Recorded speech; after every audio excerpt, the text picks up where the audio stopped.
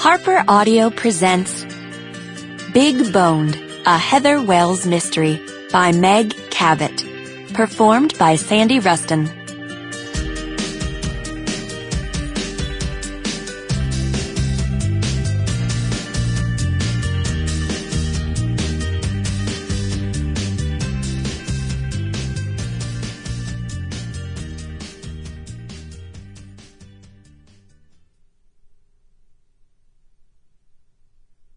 Chapter 1. You're not fat, though you could get toned, but it's not your fault, you're just big-boned. Big Boned, written by Heather Wells. You came. That's what Tad Tocco, my remedial math assistant professor, says as I walk up to him that morning in Washington Square Park. He doesn't kiss me, because our relationship is totally illicit. Professors, especially tenure-track assistant professors in the math department, aren't allowed to have romances with their students. Even students who, like me, are practically 30, work as an assistant director in one of the college's dormitories, and are taking the course pass-fail anyway. Of course I came, I say, trying to sound like there'd never been any doubt. Except, of course, when I'd rolled over a half hour earlier and looked at the clock, and seen the big hand on the 12 and the little hand on the 6. All I'd wanted to do was pull the covers back over my head and hunker down for another 2.5 hours of blissful sleep. I mean, isn't that the whole point of living 2 blocks from where you work? So you can sleep in until the absolute last minute?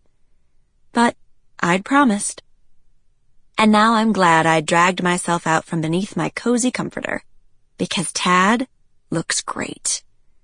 The early morning sunlight is glinting off his long blonde hair, pulled back in a ponytail that's almost longer than mine, and off the golden hairs on his bare legs as well. And I can see a lot of those golden leg hairs, thanks to the tiny running shorts he's wearing. Hello, God. Are you there? It's me, Heather. Just wanted to say thank you. Thank you for the bright sunshine and the clear, cool air and the pretty spring flowers bursting into bloom. Thank you for tenure-track assistant professors in tiny running shorts as well. These things really are worth getting up 2.5 hours earlier than I need to. If I had any idea, I'd have started getting up this early a long time ago. Well, maybe.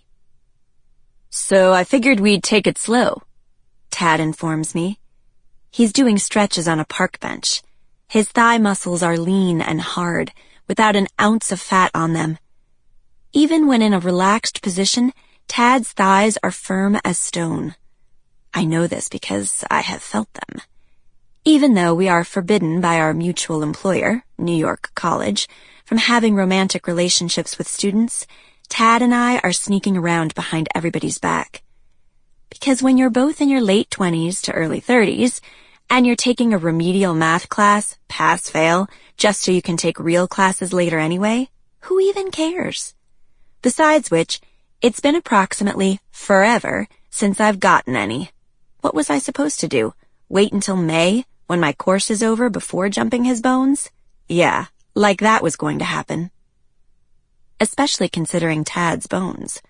I mean, the guy is fit. Partly due to his athletic lifestyle. He runs, swims laps over at the sports center, and plays on a killer frisbee team. And partly due to the fact that he eats extremely healthfully. If you consider not eating meat healthy, which I am not completely convinced I do. When I am in a relaxed position, my thighs feel spongy. This is partly due to the fact that I don't run, swim, or play frisbee of any kind, and also due to the fact that I will eat anything if it has chocolate sauce or ketchup on it. Or even if it's just plain, as in the case of Krispy Kreme donuts, which Tad will eat too, because they are fried in vegetable oil, not animal lard. Although I notice that when Tad eats Krispy Kremes, he enjoys just one and seems satisfied, whereas I have to consume the entire box, as I cannot stop thinking about them until I know all the Krispy Kremes are gone. What's up with that? Wait, why am I... Sample complete. Ready to continue?